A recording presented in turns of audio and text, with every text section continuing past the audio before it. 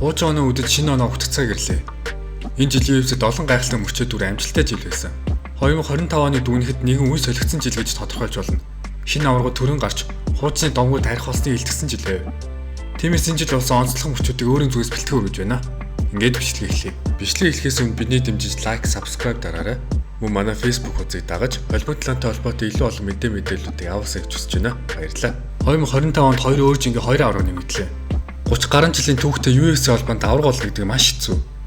3000 гаруй тулааж огтхон төхөлт авахд ердөө 100 орчим л аварга болж ирсэн. Тиймээс хоёр өөр жинд аварга болно гэдэг бараг л боломжгүй.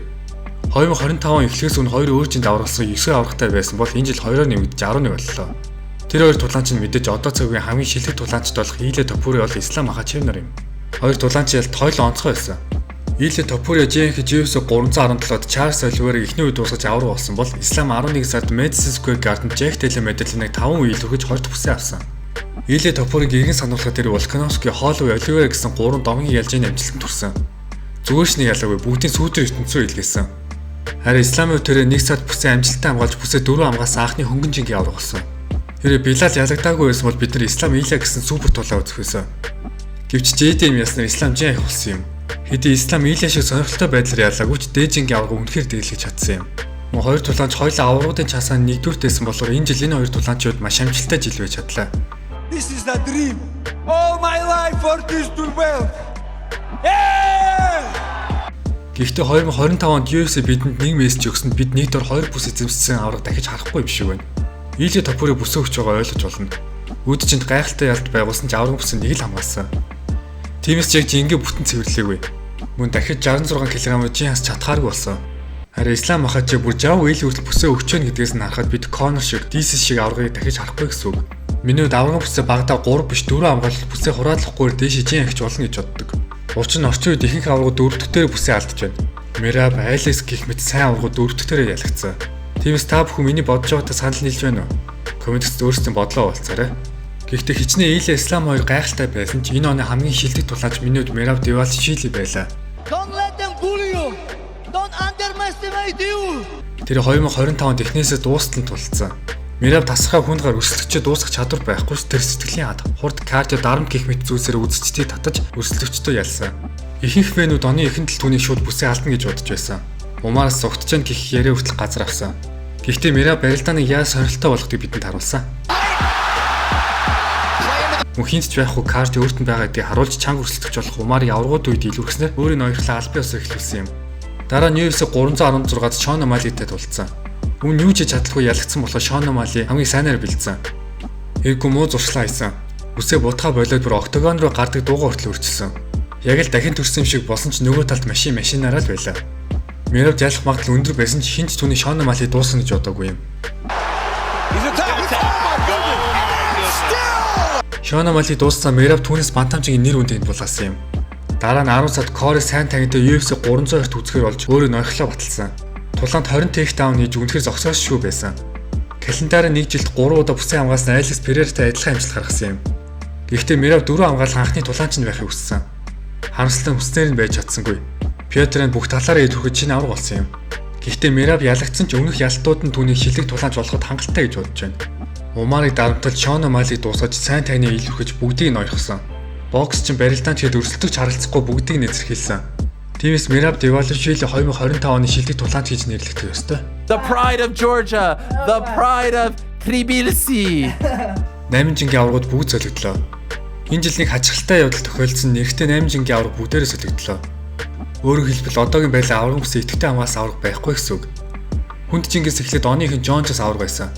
Гэвч 6 сар зодог тайснаар Tom Aspinall шинэ хүн жингийн аварга болж дэвссэн. Уг нь UFC 321-т Cyril Gane-тай тулцсан ч Gane бохир үйлдэлээс олж тулаан төсөөлгөө болж тэнцээгээр өндөрсөн юм. Харин Alex Pereira оны эхэнд бүсээ 3 хамгаалсан аварга байсан ч UFC 313 Танкалавч ялагдаж бүсээ алдсан. Дараа нь UFC 300 Танкалавыг 80 секундэд ялж аварга бүсээ эргүүлэн авсан. Дундчингийн Dricus Duplessis оны эхэнд Sean Strickland-ийг бүрэн илүүрхсэн. Гэвч UFC 319-т хамзаач юм хитрхи илүүрхэж шинэ аварга болсон. Энэ тулаан бодож байсан сэтэрхий нэг талтай байсан. The guy is strong, couldn't finish. Respect that guy. This guy has big heart. Real lion. African real lion. Bilal Muhammad 2025 оны хагас тунчгийн аваргаар эхлүүлсэн. Мөн Шавкатад тулдах байсан ч гимплээс оч тултаагүй тул JDM орлож авраг болсон. Дараа нь Ислам JDM-ийг ялснаар хагас тунжингийн авраг дахин солигдсон. Ислам 2025 оны 1 сард Армантад тулдах байсан ч Арман тулааны өмнө тулдахаа болсноор Хинато Мойкон нэг хоногийн богино дуудлагаар орлож тулдаж Ислам маш амархан эхний үед ялсан. Дараа нь Ислам Жи ахта бүсээ хүлээлэн өгснөр Илэ топорыг аврагуулж чадсан билээ. Харин Илэ дахиж Жи хас чадахгүй болсноор хөнгөн чинээр яаж авраг бүсээ үлдээсэн. Харин эзэнгүү бүсний төлөө Волкановский Диего Лопеснаар тулдаж Волкановский авраг бүсээ эргүүл авсан. UFC 314 оргил тулаан энэ оны хамгийн шилдэг тулаануудын нэгээр тооцогдсон билээ. Miami, I love ya! Миний түрүүн хэлсэнчлэн энэ оны шилдэг тулаанч Мираб Пётерэнд 2025 оны хамгийн сүүлийн ивентэд ялагдсан. Гэхдээ маш гоё тулаан үзсэн болохоор миний хувьд Мирабын өмнөөс харамсаагүй. Харин харамссан нэг тулаанч нь мэдээж Алешандре Пантожо байсан. Ялаажин тасархаа ноёгож байсан авраг тулаан эхлээд тохоо мулталснаар авраг бүсээ алдсан юм. Энэ гэмтэл магадгүй энэ оны хамгийн харамсалтай үйл явдал байх. Ийм үйл явдлууд болсноор бидний жил маш ховор зүйлсийг гэрчлэлээ. Эмэгтэй шинэ аврагч бас энэ жил төрсөн. Маккензи дээр нь болон Кейла Харриснаар. Тиймээс одоо UFC-д ганц өөрчлөгдөөгүй авраг нь Валентина Шевченко болоод байна. 2025 онд UFC-д болсон онцлог үйл явдлууд ийм байлаа. Гэхдээ энэ жил болсон хамгийн том үйл явдал бол тамирчтай холбоотой биш, компанитай холбоотой үйл явдал байсан юм. Тэр бол UFC стрим үйлчлэгээр шилжлээ. Paramount Plus, the exclusive US home for the UFC, that starts in 2026. Анх 2018 онд UFC ESPN-д 1.5 тэрбум долларын гэрээ байгуулсан. Харин 2025 онд энэ гэрээ албан ёсоор дуслаа. Тиймээс UFC-г шууд дамжуулахын тулд тэдэнд чинь хамтрагч байгуулах хэрэгтэй болсон бөгөөд тэр нь Paramount болсон юм.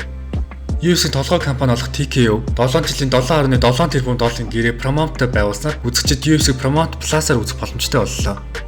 Энэ бол цоошин эхлэл, цоошин нэр үе. Яагаад гэвэл UFC уламжлалт pay-per-view модельээс салж стриминг үйлчлэгээр шилжсэн юм. Бид бүгд стриминг үйлчлэгийг мэднэ. Сарын урамж төлөөд бүх кино контент үзэх боломжтой. Харин pay-per-view бол зөвхөн нэг ивэнтийг худалдаж авч үздэг үйлчлэгээ. Өмнө нь ESPN-ээр нэг тоотой ивент үзэхэд ихэнхдээ $60 төлдөг байсан ч 2020 оноос хойш үнэ нэмэгдснээр 2025 онд $80 болсон. Нэмээд 13 тоотой ивент үзлээ гэж бодоод жилд $1040 болно гэсэн үг. UFC-г үнж фэн байхын тулд жилд дор хаяж $1000 зарцуулдаг байсан бол Paramount руу шилжснээр сарын урамж $8 болж байгаа. Хэрвээ бүтэн жилээр нь авахаар бол $60 болно. Үүнд нь зөвхөн тоотой ивент биш, Fight Night, Ultimate Fighter, Contender Series багтахаас гадна үүнд болж байсан түүхэн ивэнтүүд тулаанууд үзэх боломжтой болж байна. Тийм учраас үүний шинэ нэр үе гэж хэлээд байгаа юм. Гэхдээ Paramount Plus Монгол улсад үйл ажиллагаа явуулдаггүй. Бид нэр зурагтаа ямар ч асуудалгүй бүх ивэнтүүдийг шууд үзэх боломжтой байгаа болохоор ямар нэг өөрчлөлт гарахгүй гэж бодож байна. Ямар ч хэсэг UFC стриминг үйлчлэгээр рүү шилжиж Холливуд тулааны урлагийг дэлхийн нийтэд түгээх дараагийн том алхмаа хийсэн нь энэ оны хамгийн том онцлог үйл явдал тооцогдож байгаа юм а. Paramount-аар гарах эхний ивент нь Paddy Pimblett, Justin Gaethje нараар толгойлуулсан UFC 324 1 сарын 25-нд болно. Мөн энэ ивентэд Amanda Nunes, Sean O'Malley, Derek Lewis, John Silva гэсэн тасархай тулаанчид багтсан. Тиймээс одоо бидэнд шинэ оны хүлээгэл үлдлээ. Бичлэг маань энэ үрээ дуусч байна. 2025 он бол Ilya Islam Merab 3 жил байлаа. Мөн маш олон аврагууд шинээр төрсэн жил байв. Үзүүштэй гоё тулаанууд нокаутод гэрчилсэн жил гэж бодож байна. Та бүхэн яг ямар бодолтой байна? Комент хэсэгтүүлдээгээрэй. Эцэст нь дахиад хэлэхэд 2026 онд UFC-ийн шинэ нэр үе эхэлж байгаа болохоор эхний 3 сар бид нэр гал харсан тулаанууд үзнэ. Миний хувьд эдгээр тулаануудад маш өндөр хүлээлттэй байгаа. Мөн 2026 он бол Америкийн нэгдсэн улс тусгаар тогтнолоо зарсны 250 жилийн ой болж байгаа болохоор түүхэнд цор ганцудаа UFC цагаан ордод болох тул эрхэнч бидний уйд авахгүй гэдэгт итгэлтэй байна.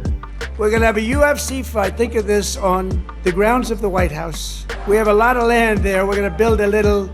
We're not. Dana's going to do it. Тиймээс эрхчил шинэ бичлэгээр уулзъя. Мөн үдж байгаа та бүхэн бас эх онтой амжилт бүтээлээр дүүрэн байгаарай.